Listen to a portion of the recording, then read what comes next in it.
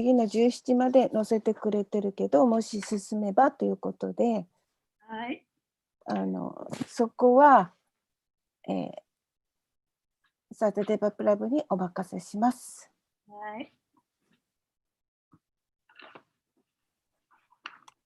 Okay, so does anyone want to chant Jayarada Madhava? ジャラダマダバ唱えたい人、歌いたい人いますか？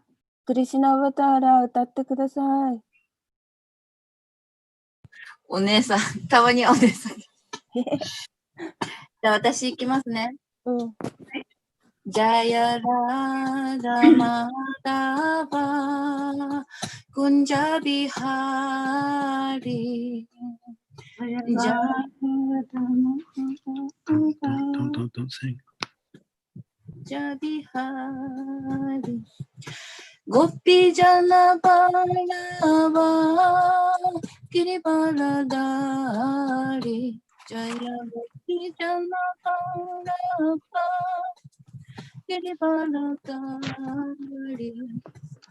Yashodanandana Brajajana Ranjana Yashodanandana Brajajana Ranjana Yamunatira Banachari Yamunatira Banachari Jaya Radha Madhava Punjabi Hari Jaya Radha Madhava Punjabi Hari Jaya Radha Madhava Ki Jai. Jai. Arigatou gozaimashita. So we're on a new canto and a new chapter. じゃあ、今は新しい巻の新しい章ですね。And this is discussing the Manban avatars. これはマンバンタラアバタラManban avatars. マンバンアバタラについての話です。And in one day of Brahma, there are 14 Manban avatars. ブラマの一日には14のマンバンアバタラがいます。And each one of the Manban avatars lives for 71 yuga cycles. で、マンバンアバタラ一人一人は、71サイクルのユガ That を生 means き続けます。 in one day of Brahma, there's 1,000 yuga cycles. ということは、ブラマの一日には何千ものそのユガのサイクルがあるということですね。And this chapter is about the Manban avatar that we're in now. で、この章は私たちが今いるマンバンアバタラについての話です。 Vaivashvata Manu バイディシュバタマーナ and his descendants. と彼の、子孫たちですね。 Okay, so we're going to read through text 7, from 9 till 16 and maybe 17. で、今日は、9節から16節まで、もしかしたら17までかもしれません。 So let's look at 9 and we'll chant 9 together. じゃあ 9節から皆さんと一緒に唱えてみましょう。はい。その前にちょっと一言なんですけど、今日私のネットがちょっとつながりにくいので、もし消えたら、はい、そういうふうに解釈してください。はい、わかりました。はい。わかりました。Om Namo Bhagavate Vasudevaya. Om Bhagavate Vasudevaya. Om Namo Bhagavate Vasudevaya. Om Namo Bhagavate Vasudevaya. Om Namo Bhagavate Vasudevaya. Om Namo Bhagavate Vasudevaya. Tashyanabe Samat Bhavat. Tashyanabe Samat Bhavat. Padma Kosho Hiranmaya. Padma Kosho Hiranmaya. Tasmin Jage Maharaja. タスマJageマラジャ Swayambus Chatur Anana. Swayambus Anana Dashanabe Samabhavet. Dashanabe Samabhava Padmakosho Hiranmaya. Padmakosho Hiramaya Asmin Yage Maharaja. Tasmin Jage Maharaja Ayambas Chatu Anana. Sibayambus Chatu Anana Tasyana Beha Samavavat Dashanabeha Samabhava Padma Kosho Hiranyam Hiran Mayaha Padmakosho Hiramaya Tasmin Gyane Maharaja Tasmin Jage Maharaja Sibayambus Chatrusa Ananaha Swayambus Chaturayana Dashanabeha Samabhava Tashyana Behe Samavavat Padmakosho Hiramaya Padmakosho Hiramayaha Tasmin Jage Maharaja Tasmin Jage Maharaja Swayambus Chaturanana Sibayambus Chatur Ananaha Be Samambhavat Tasyana Dashanabeha Behe Samavavat Makosho Hiramaya Padmakosho Padmakosho Hiramayaha Jage Maharaja Tasmin Jage Maharaja Ayambus Chaturu Anana Sibayambus Chatur Ananaha. Okay, word for word. Tasya. Tasya Of him, the Supreme Personality of Godhead. 主思考人格心の Nabe. 鍋 From the navel. へそから Samambhavat. サマンババ Generated. 創造された Padma Kosha. パドマコーシャ The lotus. ハス Hiranmaya. ヒランマヤ Known as Hiranmaya or golden. ヒランマヤすなわち金として知られている Tasmin. タスミン On that golden lotus. その金のハスの上に Jage ジャゲ appeared. 現れた Maharaja. マハーラージャ O king. 王よ Swayambhu. スバヤンブー One who is self-manifested, who takes birth without a mother. 自分で現れるものすなわち母を持たずして誕生するもの Chatu Anana. チャットアナナハ With 4 heads. 4つの頭を持つ Sounds like Lord Brahma. Translation. O King Parikit, from the navel of the Supreme Personality of Godhead was generated a golden lotus on which the four-faced Lord Brahma took his birth.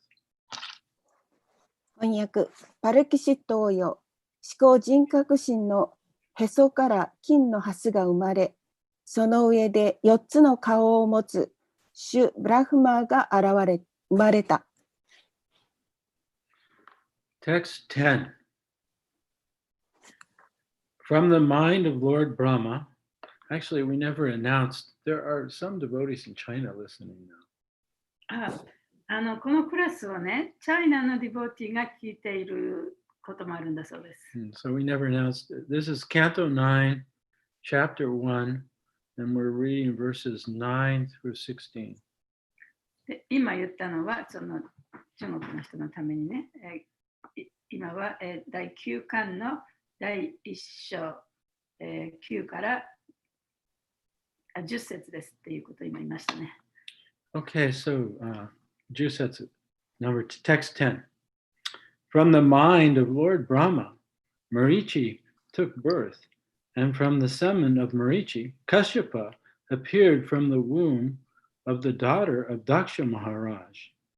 From Kashyapa, by the womb of Aditi, Vivishwan took birth. 翻訳です。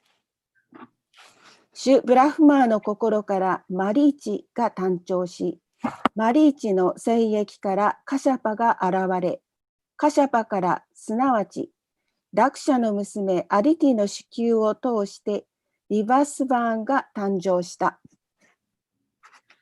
So just make a quick comment here for those that are new to Srimad Bhagavatam. でバガバタムにまだあまり聞いたことのない人のためにちょっとインフォメーションを So 差し上げます。 here's a brief description of creation. でここでその創造の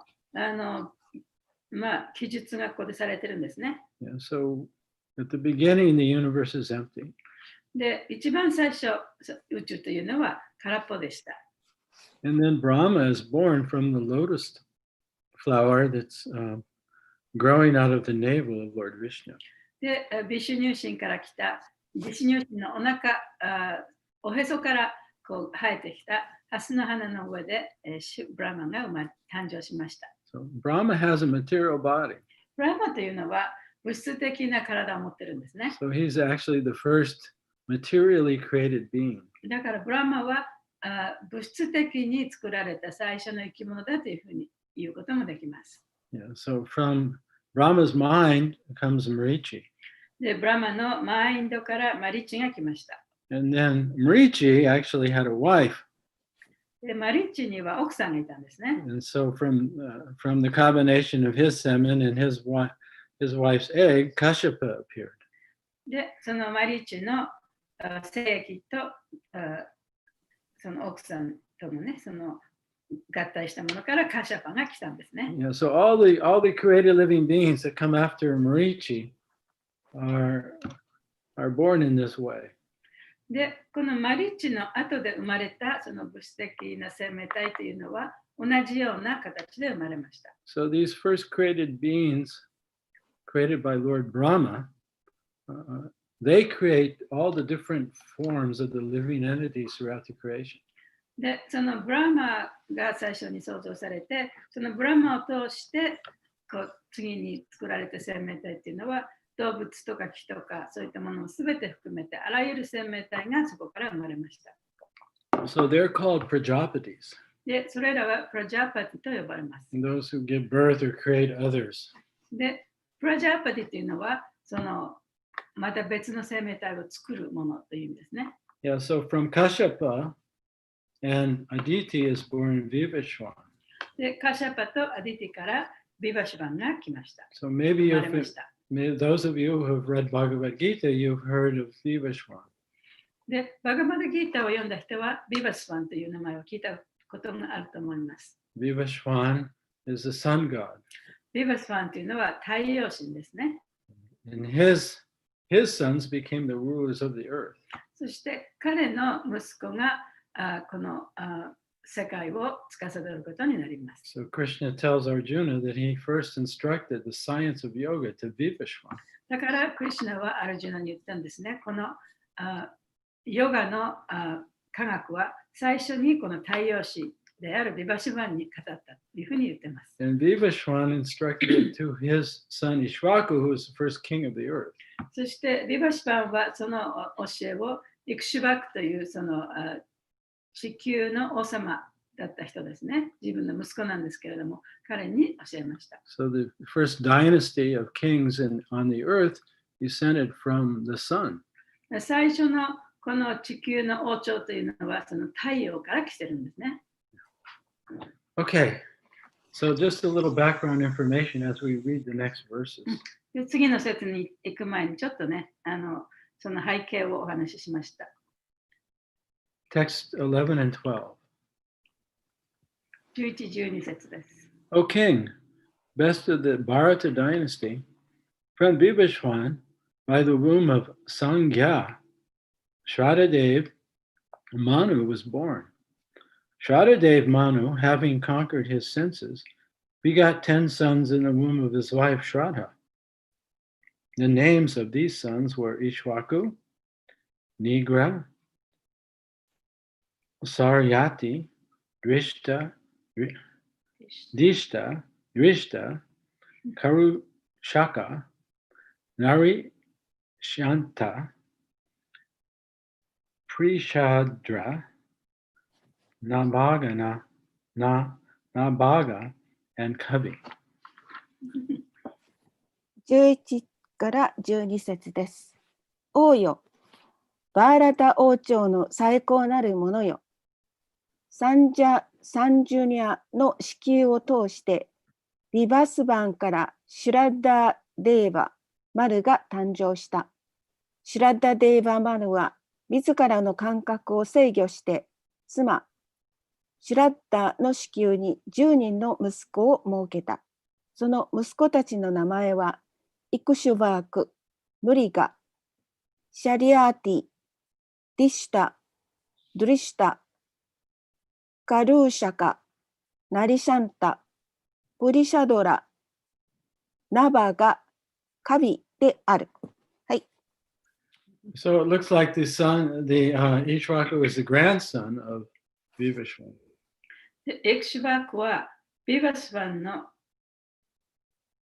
孫にあたりますよね。Okay, text 13.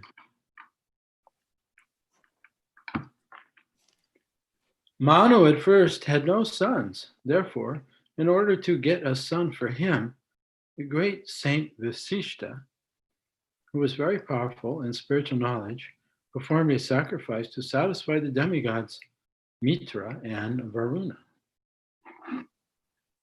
テキスト13。最初、マヌには息子がいなかった。そこで息子を設けるために精神的知識に大いに力を持った偉大な聖人のバシシュタがミトラとワルナという神々を満足させるための儀式を行った。はい、14.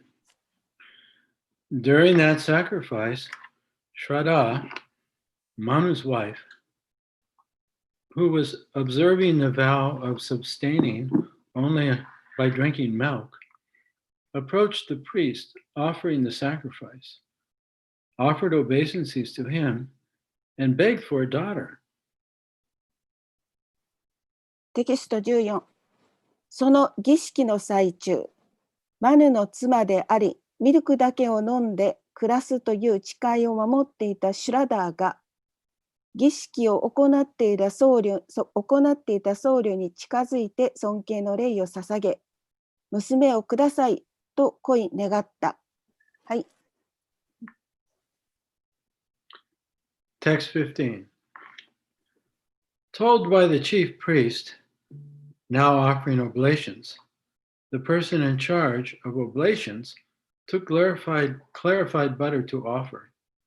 He then remembered the request of Manu's wife and performed the sacrifice while chanting the word Vashat. テキスト15。では、奉納しなさいと僧侶の長に言われ、奉納を担当していた人は捧げる聖戦バターを持ち上げた。その時、マヌの妻から頼まれたことを思い出し、バシャトという言葉を唱えながら儀式を行った。はい。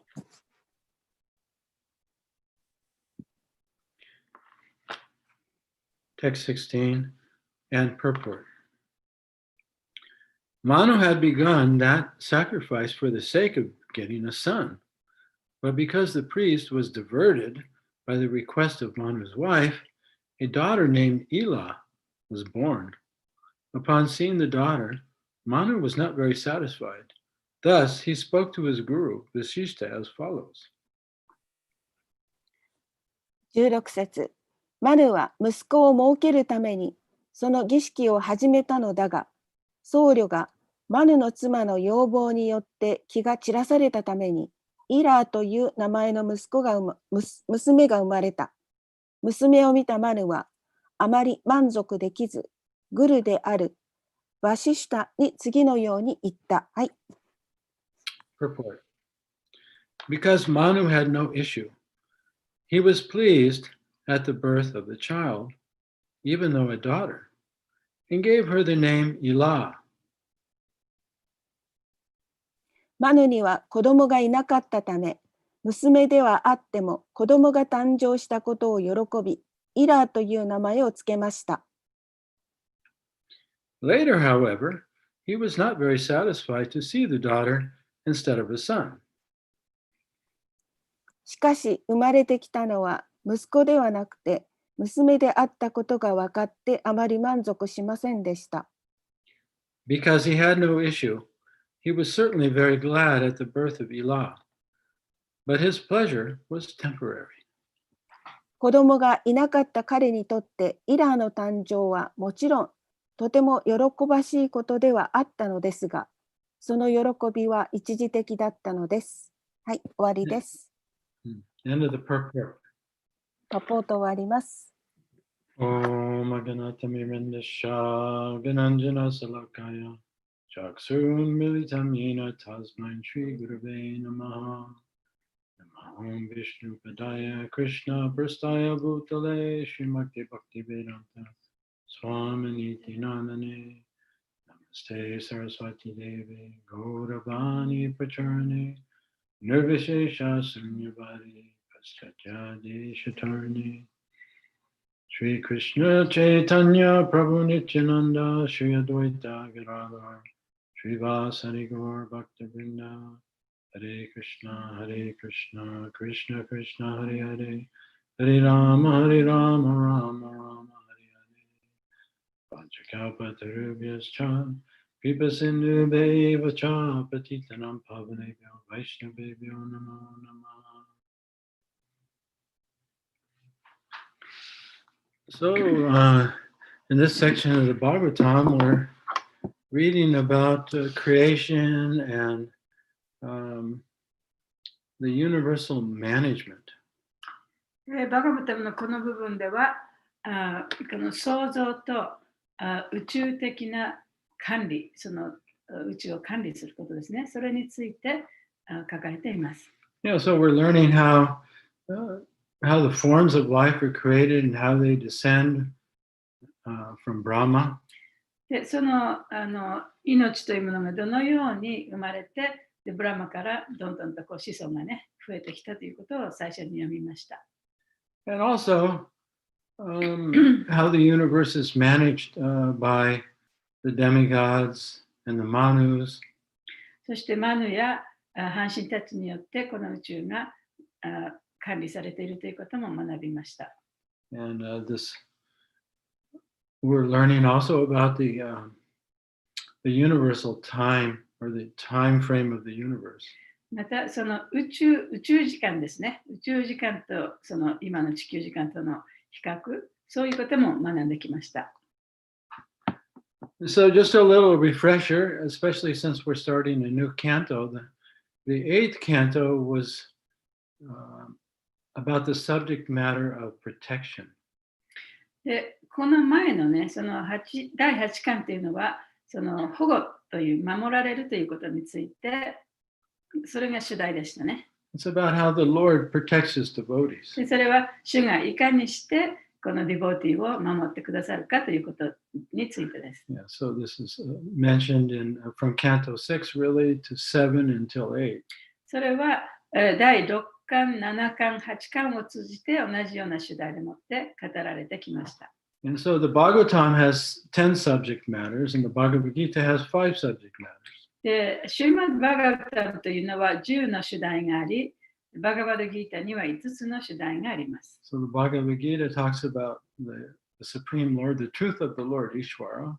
でバガバドギータはその最高種であるイシュバラについて話しています。 or the truth of the jiva or the individual soul. そして個人個人の魂、ジバについての真実について書かれていま It す。 talks about karma, そしてカルマ、 time, 時間、 and material nature. そして物質的自然、物質自然ですね。につ And いて how, 書かれています。 and how the living entity can realize himself or herself and go to the spiritual dimension. そして生命体が自分自身を見出して精神的な次元に行くことができるかということについて書かれています。 So actually, the Bhagavatam also mentions these topics, but it expands the discussion and discusses them in greater detail.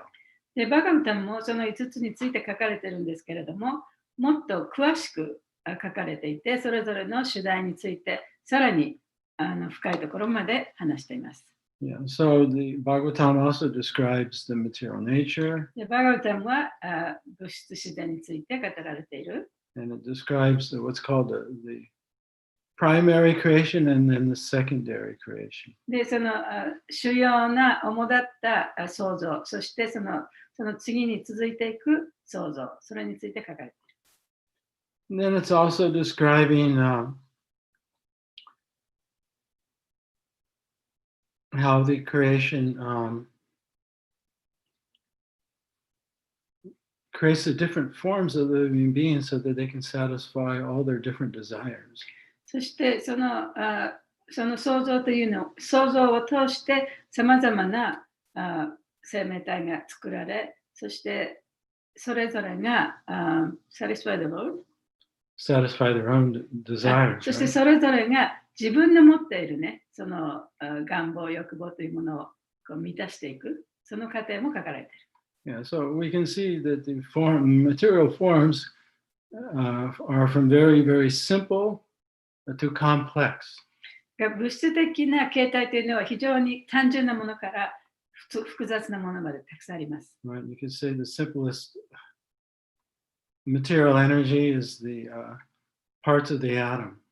で、その一番シンプルなものっていうのは原子ですよね。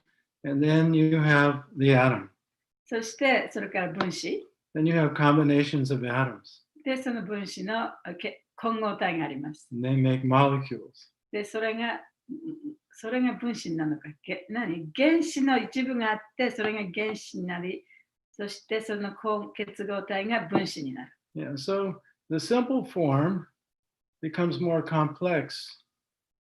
And the original simple form is not lost, but it's incorporated into a more complex form. And each form has more consciousness. で、その単純なね、その形態というのがだんだん複雑になっていくんですけれども、その単純形態のその部分がなくなるわけではなくて、そこにさらにこのまた別のものが付け加えられていくんですね。だからその単純形態からだんだんこう広がっていく、複雑になっていく、その過程におけるその意識というのもだんだんそれと伴って複雑になっていくわけです。So we can observe creation that all forms become more complex and more integrated than the previous form that they come from.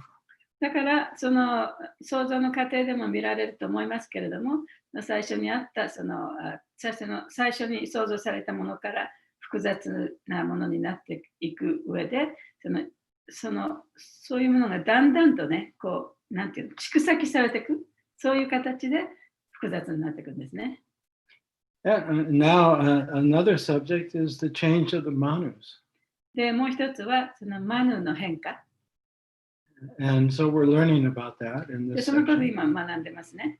Now, the section, some sections include many of the same topic. It's not like going from one topic to the next. で、バガルタムはね、その一つの主題から次の主題、こうだんだん移っていくっていうんではなくて、その一つの主題の中にさまざまなその主題が含まれている、そういうものもあります。So now we're learning specifically about Vaivashvata Manu. で、今ここで私たちはバイビシュバタマヌについて学んでいます。And he's out of the 14 manus, he's number 7. で、14人のマヌの中で彼は7番目なんですね。Yeah, so in one day at Brahma, there's 14 manus.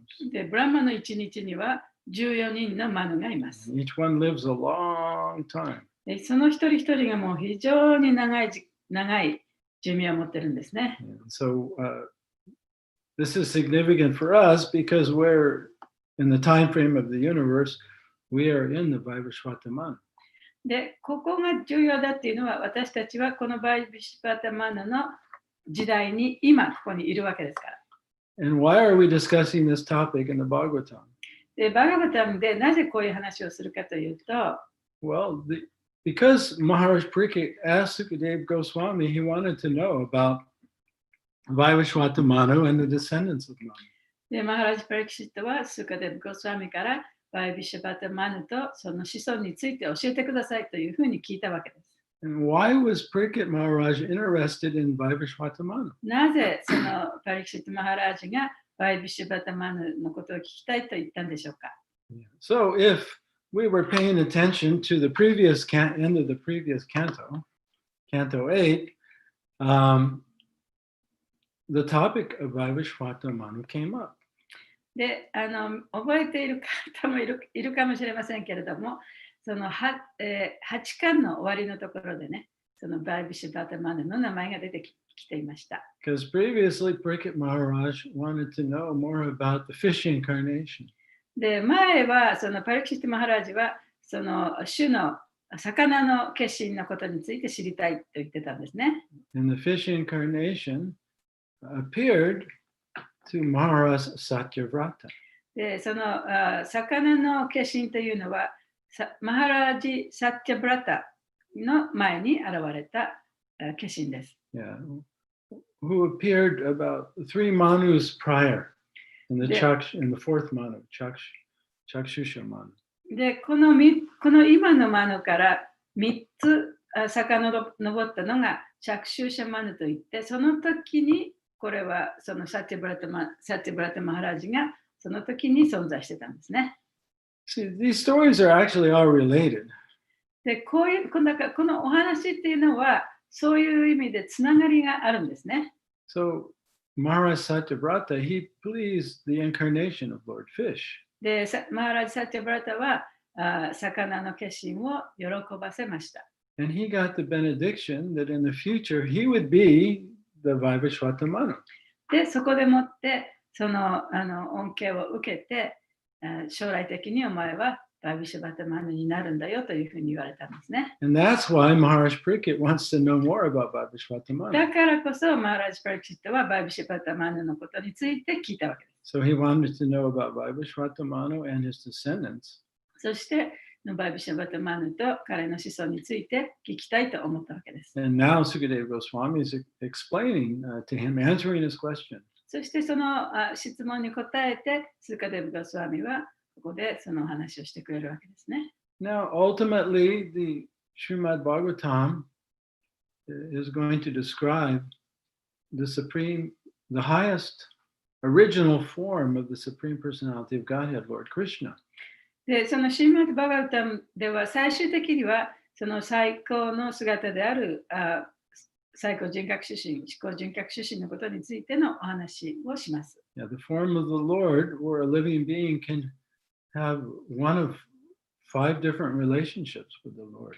で、その姿というのは、その生命体が5つのね、その関係を持つことができる。その5つのうちの1つの関係を持ってその種と接することができる。その種のことを言っています。This is generally not known. そのことはあまり他では知られたことではありません。Most religions and most people in general are familiar with the relationship with the Lord in awe and reverence.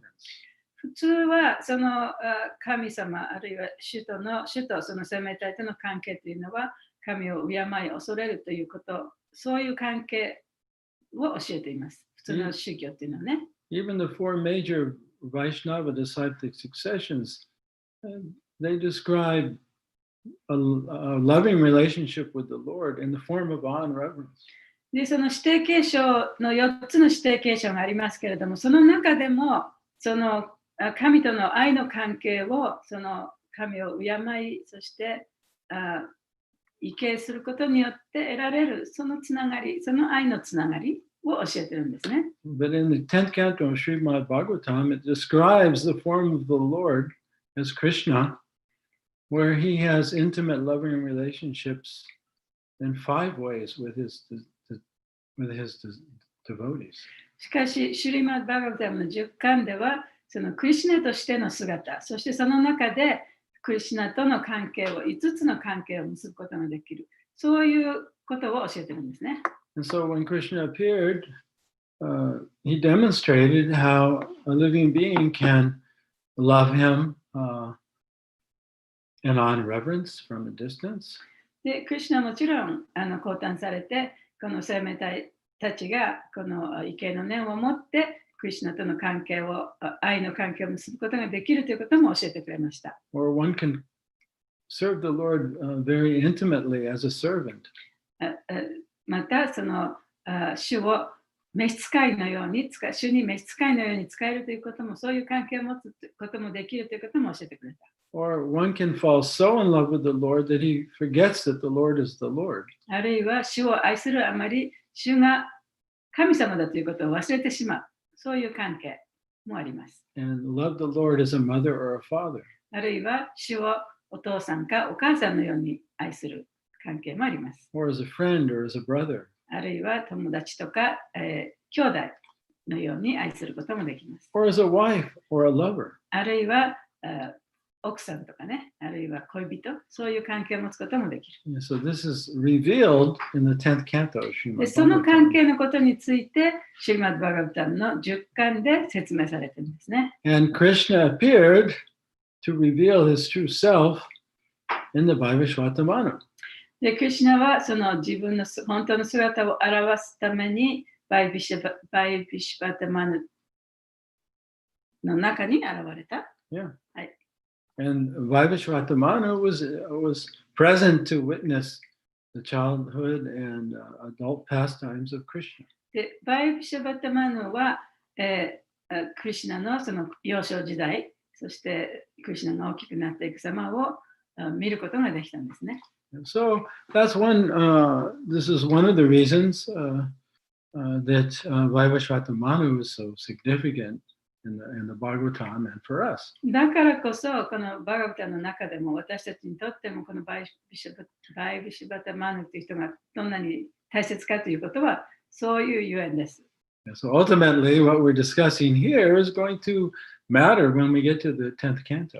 だからここで私たちがこうやって学んでいるお話っていうのは10巻になったらとってもそれにそのことが分かりやすくて重要なことになってくるんですね。Right, so we're now on the 9th canto. Next is the 10th canto.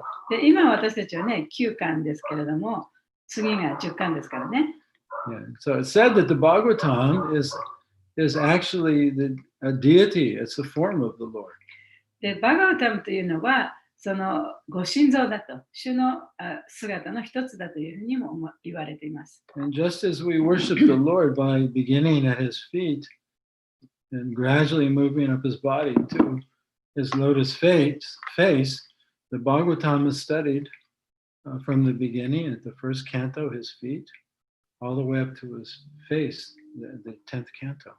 で私たちがご神像を崇める際にはそのご神像の蓮華の御足からだんだんと蓮華のようなお顔の方に目を移していきますよね。それと同じようにバガバタムもその最初の第1巻からだんだんと読み進んでその最終的にその顔である第10巻にまでたどり着くそういう読み方をしなければいけないと言われています。So I was reflecting this morning how it's so amazing that we've regularly had these Bhagavatam classes going on, broadcasting in Japan now for over 10 years. で、このバガバタムのクラスをね、このスカイプのクラスをもう10年以上もこうやってみんなで規則的に毎週続けてきたっていうことを思い出してね、とってもちょっと感慨深いと思いました。Yeah, there was just a small group of us at the Nakano, Higashi Nakano temple. 最初はね、東中野のお寺から始まりましたね。 So I don't remember which canto we were on when we actually began broadcasting. I want to say second or third canto, but maybe I'm wrong. このスカイプでもってやり始めたのは第2巻か3巻ぐらいだと思うんですけれども、よく覚えてませんけれどもね。ずっとそこから10年余り続いてるわけですから。So I find it quite amazing. Now we're up to Canto 9 soon. It will be probably this year or in the next couple of months. Canto 10. でもすでにもうそのクラスがね、第9巻まで来てね、そしてここ多分2ヶ月か3ヶ月ぐらいで10巻にまで到達するぐらい皆さんと一緒に読み進んできましたことに驚いてます。As one of the mottos of the a chapter a day club, there's a motto in the chapter a day club. We read the Bhagavad Gita chapter a day, that club, there's a motto. Page by page become a sage. チャートクラブって言ってね、バガバドギーターを1日に1章読むというクラブがありますよね。そのクラブのモットーは、その1ページ1ページ読むごとに聖人になる。要するに聖人になるというね、モットーがあるんですね。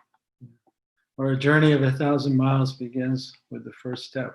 千里の道も一歩から。So I think we can all congratulate ourselves that we've been so steady at this for so long now, and it's adding up. だから皆さんもこの勉強をするのにね、非常にもう確固としてもどんどんこうちゃんと続けてきたということをね、やっぱり祝うべきことだと思います。Maybe Tapasvini or Madhu or Jamuna Prabhu's remember what canto we were on when we first started having these broadcasts. もしかしたらタパスビニさんかマドさんかヤムナさんかね、このクラスを始めたのは何巻の時から始めたか覚えてらっしゃるかもしれないですね。私は覚えてない。Okay, so about today's verse, just a little bit. で今日の説についてちょっとね、お話しします。So Manu, he doesn't have any children. でマヌには子供がいなかった。And so what do people do in the Vedic age when they can't conceive? でその妊娠できないときはね、ベーダの時代はどんなことをしたんでしょうか？ They don't go to a fertility clinic. 不妊治療には行かないですよね。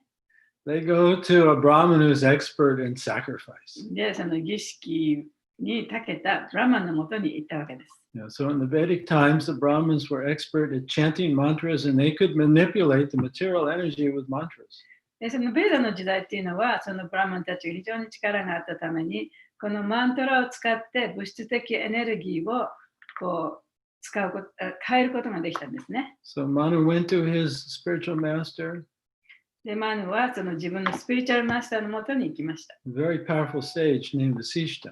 で、とっても力のあるその聖人で、バシシタと言います。And so he said, please perform a sacrifice so that my wife can get pregnant and have a son. でどうぞその儀式をやってください。そして私の奥さんが妊娠して息子を設けられるようにどうぞお願いしますと言ったわけですね。And his wife was also very serious about becoming pregnant. で、奥さんも妊娠したいと思ってた。So she was fasting on just eating milk. だから彼女はミルクしか飲まなかったんですね。Yeah, so when we fast and perform vrats, we develop some potency. で、その何か自分が願い事があるときにね、その誓いを立てて、これだけしますからこうしてくださいっていうようなね、日本でもやりますよね、お百度参りみたいなこと。Yeah, so Manu's wife, she had some power. Her words had power. そうすることによって、その願いをかけた人がとても力を与えられるんですね。だから彼女にはその力があった。彼女の言葉にはちょっと力があったんですね。So these Vedic sacrifices were not just performed by one Brahmin, but it was like an orchestra of Brahmins. で、そのベーダの儀式というのは、一人のブラマンがそれをやるだけではなくて、たくさんのブラマンがいて、そのオーケストラのようにね、たくさんのブラマンによって行われるものでした。But Vasishtha, he's not even the conductor, he's the conductor of the conductor. で、バシシタムニというのは、その指揮者であるばかりでなく、指揮者の指揮者みたいな偉い人だったんですね。And so the person that was actually performing the sacrifice and directing the mantras, Manu's wife approached that Brahmin. で、だからその彼の下でね、そのいろいろな儀式をこう行っている人、それを司っている人、その人のところにマヌの奥さんが行ったわけです。Yeah, and so mantras are very specific. マントラっていうのは特別、本当に特定なものなんですね。If you get one syllable that's not correct, you'll get a different result. ちょっとでも間違うと、また別の結果になってしまう。So just as the priest was about to chant the mantra for her to conceive a son, she asked him, can you tweak the mantra a little bit so I can have a girl? その僧侶がマントラ息子を妊娠して息子を得るためにマントラを言わんとしたときに、その奥さんの方がね、どうぞちょっとマントラを変えてね、これは娘にしてくださいませんかって言ったんですね。Yeah, so you can imagine this, big sacrifice is going on.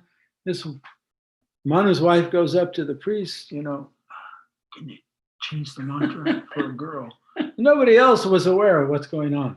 で、そこでもって皆さんちょっと想像してみてください。たくさんで大きなね、その儀式の中でいっぱい僧侶がいるわけですよね。で、その僧侶の一人に彼女がこうちょっと耳打ちをした。どうぞお願いします。娘をくださいと。娘が来るようにマントラをちょっと変えてくださいって言ったんです。誰もそれ分からなかったね。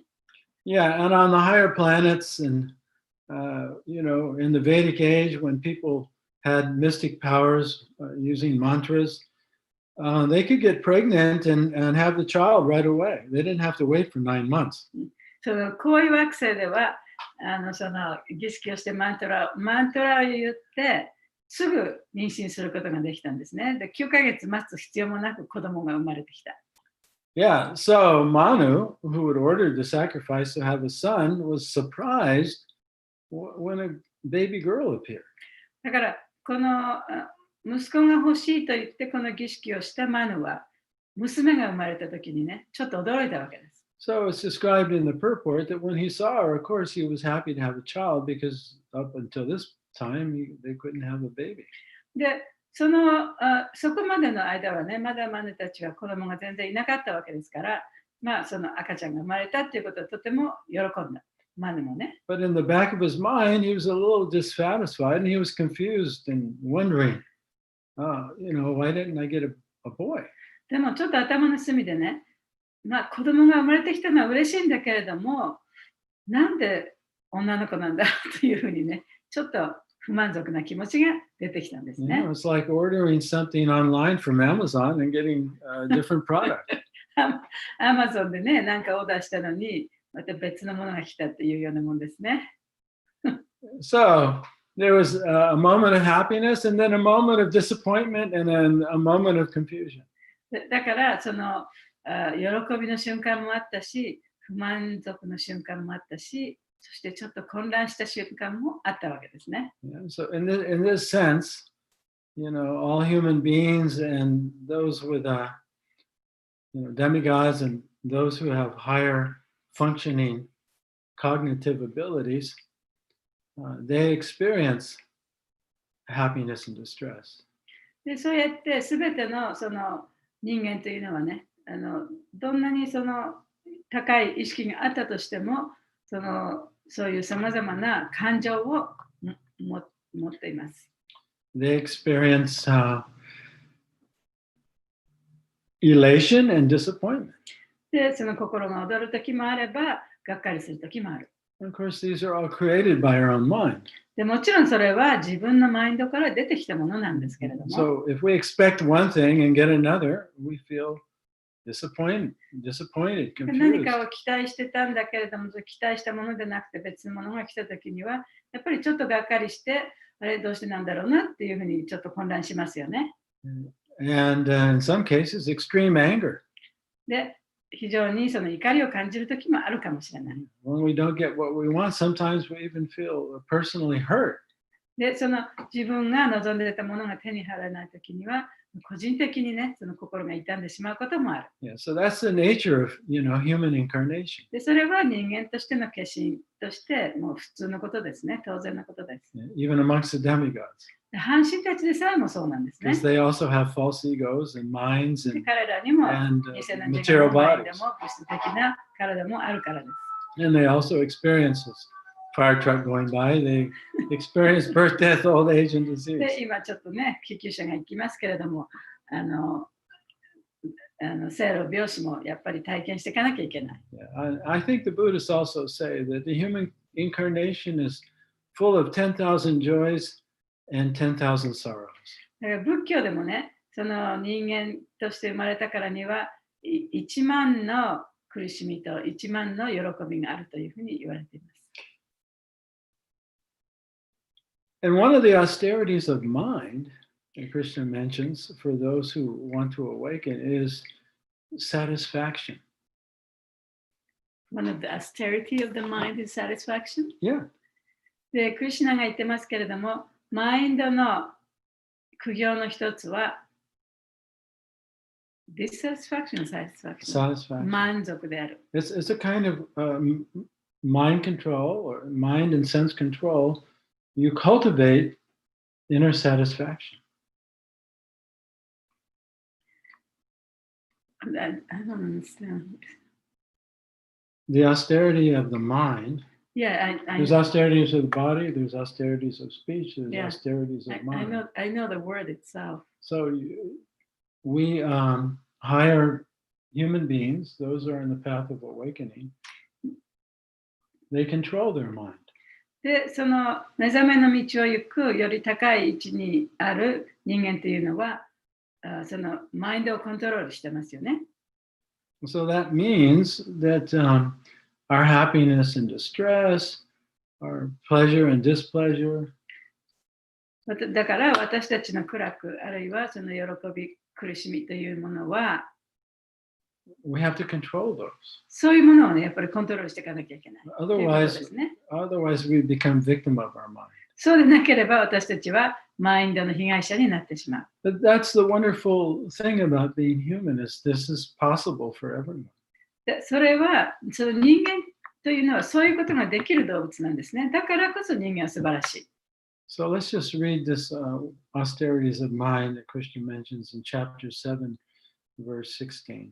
で、第7章の16節でクリシュナがバガバダギータの中でね、言っているそのマインドの苦行というのは満足であるということをちょっと読んでみます。Mana prasadata samyadvam maunam atma vinigraha bhava san sudir iti yeta tapo manasam uchate. Chapter 17, 17 verse 16. すいません。17章の16節です。And satisfaction, simplicity, gravity, self-control, purification of one's existence are the austerities of the mind. はい。バガバダギータ17章16節。樽を知ること、率直さ、厳粛さ、自己支配、そして自分を浄化させること、これらが心に関する禁煙生活である。Yeah. Satisfaction, 樽を知ること、 simplicity, 素直さ、 gravity, 厳粛さ、 self-control, 自己支配、 and purification of one's existence. そして自分を浄化させること。These are the austerities of the mind. これらが心に関する禁言生活である。Yeah, so the yoga means to be introspective.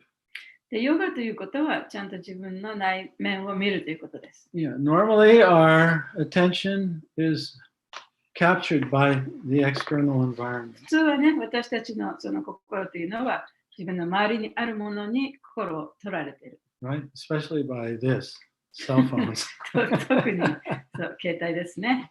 Yeah. And yoga means to start to turn your attention back towards the self. でもヨガというのはその自分の集中心というものを自分の心の中、自分の中に持ってくるということです。Which is accessible in the present. で、それはいつそういうことができるかというと、プレゼンス、今の瞬間にできるんですね。And then one feels satisfaction. そしてその満足感を得ることができる。Because that's the nature of the self. というのはそれが自分の本質だからです。And it's very simple. とってもシンプルなことです。And it's serious. It's grave. It's a grave activity. 厳粛な、活動ですけれども、行為ですけれども。Then one is able to actually observe the thoughts and the emotions that are created by the mind. そうすると、マインドが作り出したその考えとか、感情とか、それを見ることができるんですね。So that ability to observe what's going on in the mind and in the senses, that is self-control. マインドや感覚の中でどういうことが起こっているかということをちゃんと観察できる能力。それが自己を支配するということです。And that purifies one's existence. そうすることによって自分の存在が浄化される。So I was just marveling that even Manu is subject to 10,000 sorrows and joys. たとえマヌであったとしてもね、その1万の苦しみ、1万の喜び、そういうものに左右されているということをとても驚きました。He has desires. で、彼らにも望みがある。When we get what we want, we're temporarily happy. で、何かを欲しいものを得たときには、一時的には喜ぶ。And when we don't get what we want, we're temporarily dissatisfied. でも、望んだものが来ないときには、やっぱり一時的に不満足になる。But this only has to do with the mind and the body. It has nothing to do with the soul itself. でもそれはそのマインドと体があるからそういうことになるんであって、本当の自分とは何の関係もないことですね。Yeah. So when he first saw the daughter, he was happy. Oh, I have a child. で、最初に娘が生まれたときにはね、やっと子供ができたと喜んだわけです。But I didn't order a girl, I ordered a boy. でも、息子が欲しかったのに、娘はなぜという感じですね。And I need a boy to replace me, and で to. 私の後を継ぐね、男の子が必要なんだ。So now he's experiencing で、 dissatisfaction. ここでもってちょっとやっぱり不満足になったわけですね。He's wondering what happened with the sacrifice. そういった儀式は何のためにやったんだろうかと思ってるわけですね。Okay, so next verse will be 17, I guess, whoever gives class tomorrow. So any reflections or comments or questions before we finish up today? 今日はここで終わりますけれども、その前に質問とか感想とかあったらどうぞ。はい、簡単です。あれお姉さんも同じかもしれない。同じ違う。多分ね、違う。今日、その区議を行うとき、オーケストラのようにたくさんのブラマーが、やって、その中で、なんだっけ、今日の、名前がちょっと出てこないけど、ブラマーは指揮者の指揮者だからもう本当に100人ぐらいのブラマーがいるんだっていうそのことを聞いてなんでマヌが男の子って言ったのに奥さんが私は女の子が欲しいって言って女の子が生まれたのかというその様子がちょっと分かるっていうかただの物語ではすぐにわからないけど、詳しくわかったので、よかったです。真面目だな、お姉さん。私、ちょっと待って。私は、ちょっと待ってください。はい。 So she heard that the sacrifice is like a big orchestra, many hundreds of Brahmins, you know. And then, but Vashishta is the like not an orchestra conductor, but you know under the conductor, second conductor. No, he's above the conductor. Above the その指揮者のもっと上の指揮者。No, I'm ちょっと日本語と英語でぐちゃぐちゃになってる。So anyway, Vashishta is the conductor of the conductor, you know. So by your description, she can kind of see the whole picture. It's not like one Brahmin doing one, you know, little sacrifice. So it makes it really clear how Manu's wife went to this person and then told that she wants the daughter. So the whole picture became very clear in how it works. Yeah, it's not like a little fire yajnas we do at initiation. 私たちがその入門式にやる小さい火の儀式とはちょっと違いますよね。ありがとうございました。はい、どうぞ。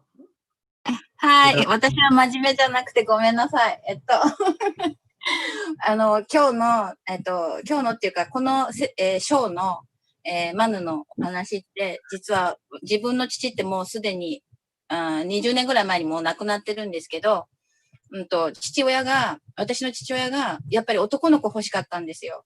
それで、一人目が女の子で、まあ少し、嬉しいんだけど、落胆してた。で、2番目、私が生まれるときは、もう男の子だと思い込んで、全部男の子の服とか、すべて用意して待ってたんですよ。で、私が女の子だったから、その落胆ぶりはなんか大変だったみたいで、小学校1年生ぐらいまで男の子として育てられてしまったという、まあそういうなんか話をしたかったです。以上。はい。So her father had passed away over 20 years ago.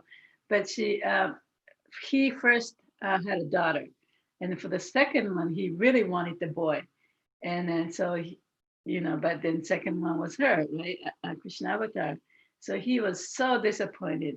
So up until she was like first grade, they raised her as a boy. Yeah, just see, that the family trauma is generational. Even in the case of Manu. そういうファミリーのトラウマっていうのは、その世代をね、こう超えていくものであってね、マヌの場合ですらそうですからね。Because kids feel that. They feel the disappointment of their parents. それで子供はね、やっぱりお父さんがそうやってがっかりしたっていうのをやっぱり感じながら大きくなっていくわけですよね。That's downloaded into their psyche. で、それがその自分のその頭の中にインプットされて育っていくわけですよね。Children become confused about their identity sometimes. で、時にはその子供がね、自分どっちのせいなのか、男なのか、女の子なのかって混乱して大きくなってしまうケースもありますね。And we'll see as the story goes on, some very interesting dynamics. で、この話を続けて読んでいくとね、やっぱりとてもダイナミックなその関係がね。Some of the kids can change their identities in one life. They go back and forth between being male and female. その子供もね、この自分の生きてる一生の中で男になったり女になったりすることもできる。そういう子になってしまうこともあるね。Thank you for sharing. ありがとう。ハレルシャグルマラ。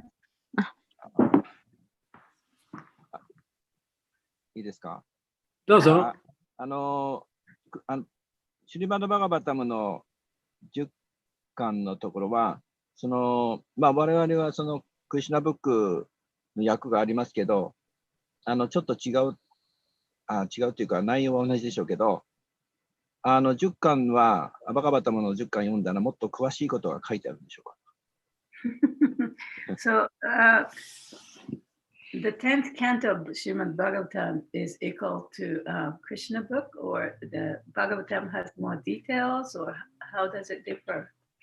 Well, Prabhupada writes in the Krishna book that it's a summary study. Krishna book はその要約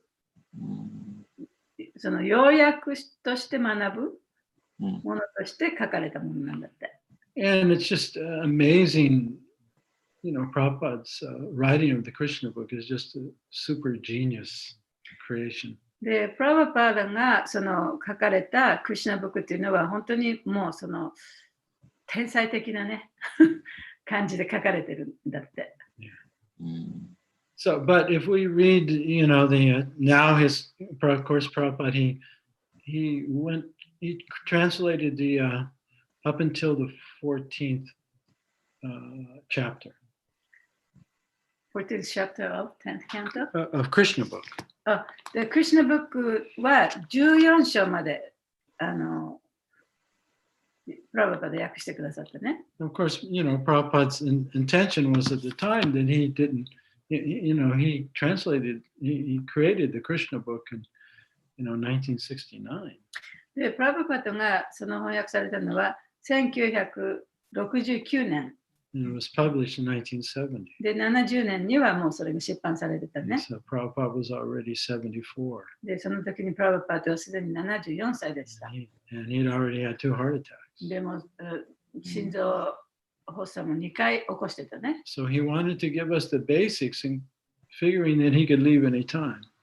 だから、その私たちにくださったのは、一番基本的なところでね、いつ死んでもいいように、そういうあれだけど、いつ死んでもいいように一番基本的なところを私たちにくれたんですね。So he gave us first canto of Bhagavatam. だから、バーガータムの第1巻。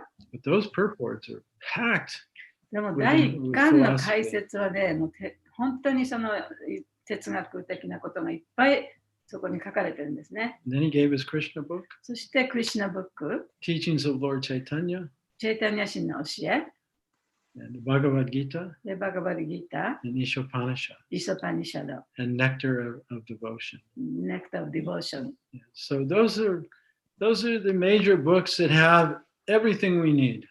それは本当に私たちが必要なすべてが含まれている本なんですね。それらの本の中では。And those books, Prabhupada, were the first ones he had translated into other languages. そしてそれらの本が他の国の言葉に訳されたものでもあります。Yeah. So if we read, the Bhagavatam, we get Prabhupada's his translations up until chapter 14.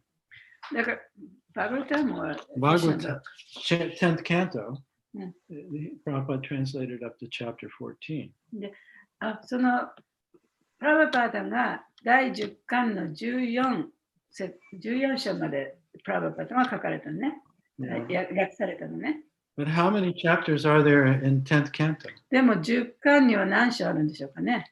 There are 90章あるんですね。 And then we have canto 11 and canto 12. で、11巻、12巻もありますよね。Yeah. So naturally, we're going to find some detail that's not there in the Krishna book, but it doesn't mean that the Krishna book really isn't sufficient for us.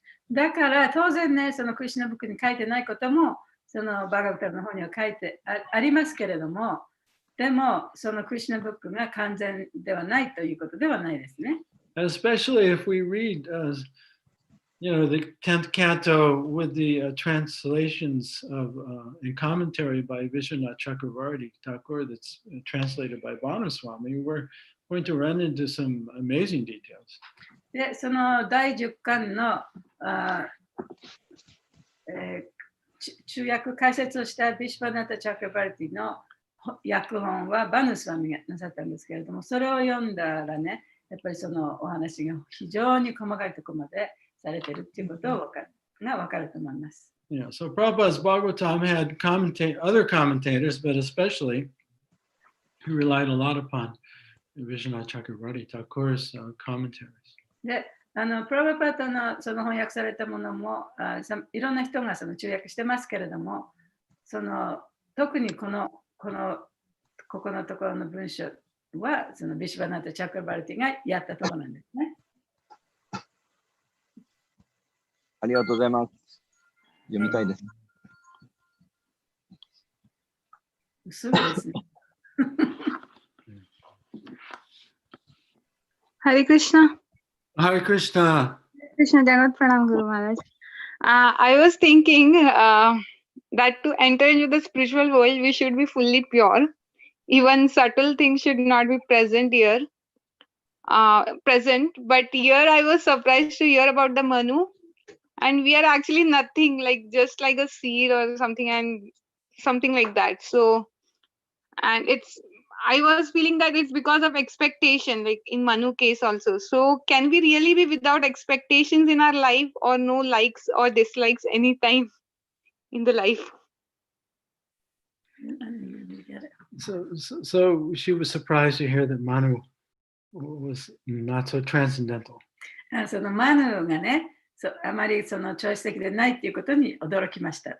No, you know, the human body comes, or the demigod body comes with a material body and mind, with a material identity. で、半身たちの体でも、その物質的なマインドと肉体を持って、この世に生まれてきてるんですね。And even one who's transcendentally realized, it doesn't mean that they don't experience the pains and the pleasures of the mind and the body. でそのたとえ超越的に位置されている人であっても、その生命体である限り、その痛みとかね、苦しみとかそういうものを感じないというわけではありません。Is that okay? Yeah, so I feel like what I understood is like, is it like whatever we are feeling, we just have to be, we should recognize that what we are feeling, then we are present. Is it right? My understanding, I don't know. That we should be able to observe what we're thinking and feeling. だから私たちは自分がその感じていること、考えていること、そういうことをね、やっぱり見れなきゃいけないね。認められなきゃいけない。See, conditioned soul means that we're programmed. 条件付けられた魂、制約された魂というのは、そのプログラム、もうすでにプログラムされた魂だということです。So we're all programmed. 私たちはみんなそのちゃんとプログラムされているんですね。So the conditioned being means he's identified with the program. で、その条件付けられてっていうのは、そのプログラムが自分だと思ってしまうことなんです。So as soon as there's a thought or a feeling, there's a reaction to it. で、だから考えや感情が出てくると、すぐにそれに反応してしまう。Just like a computer. ちょうどコンピューターのようにね。But one who's a yogi who's realizing oneself, しかし自分を本当に知ったヨギというのは、he's able to observe the thoughts and the feelings. で、その感情や思考を観察することができる。And instead of just reacting, それにすぐに反応しないで、one now has the ability to consciously respond. で、意識的にそれに対応することができる。So now one's not a victim of one's programming. そうすると、そのプログラムの被害者にはならないというわけです And ね。that's the whole point of, self-realization. それが自己を悟るという意味です。To not only realize the truth, but then to respond from the truth as opposed to one's conditioning. 真実を知るということだけではなくてね、その自分のその制約された状態ではなくて、本当の自分からさまざまなその思考とか感情に対応していくことができるということ。So the first step is being able to observe and create some space to observe the thoughts and the feelings and make some space as opposed to just immediately reacting. 最初のステップというのは、そういったものが出てきたときに、すぐにそれに反応するんではなくて、ちょっとそういったものをちゃんと見ることができる空間を設けるということなんですね。That's basically mind and sense control. でそれがマインドコントロールであり、感覚のコントロールだということです。So we have to come to a higher consciousness. そうやってより高い意識になっていかなければいけ So ない。 as soon as we're able to observe a thought and observe a feeling, we're 感情や already in 思 a 考を higher state of consciousness. 感情や思考を見ることができるということはもうすでに自分の意識が高まっているということになります。 Otherwise, we were in a lower state. We're unaware. We're just reacting. でそうでなければ私たちはより低い段階にあって、低い意識にあって、ただただいろんな物事に反応しているだけに過ぎません。Okay, Is that okay? thank you so much. Yeah, thank you so much. Hare Krishna. Hare Krishna. グルマラチ、今の Yeah. 話の、はい、今の話の、私、グルの話の通りだとすると、マヌは決して、じゃあ感情に揺れ動いてごちゃごちゃしてるんじゃなくて、現実に、マントラはね、マヌにとっては、正しく、マントラ唱えてるはずなのにどうしてなんですかって言ってるわけだから、まあ、その感情をこう冷静に見つめていて、ブラウマナっていうか、に言ってる、僧侶に対して言っているんだと思うんですけど、いかがでしょうか。Well, she said, so Manu has the feelings, but at the same time, he's not affected by those feelings very much. He is saying, well, these Brahmins are saying the right mantras, but the result is like this. So what happened? He's much more cool-headed, rather than being affected by his strong emotions. I don't know. We'll have to wait and see. それは読み続けていかないと分かりませんね。 All that we know right now is he's a little confused and disappointed. 今私たちが分かることは、マヌはここでもってちょっとね、ちょっとこう混乱してると、ちょっと不満足な気持ちが出てきたということだけですね。And there may be some reactions to that. でもしかしたらそれに対する反応があるかもしれない。Just imagine how his daughter feels. で、その娘がね、一体どんなふうに考えるか。That's going to have some effect. そういうものが影響されることもあるかもしれない。Of course, we also have to keep the big picture in mind. でもちろんね、このお話をやっぱり大きな目で見なきゃいけない。That this is all part of the Lord's っていうのは lila. これはすべてね、その主のリラの一部だということをまず、そういうことも頭の中に置いとかなきゃいけない。Yeah, so these are not, these are, they're all incarnated to participate in the Lord's lila. で、こういう人たちはすべてその化身として主のリラの中に現れるためにこう現れてきたわけじゃない。So anyway, the story, there's going to be some ramifications. There's always consequences to our actions.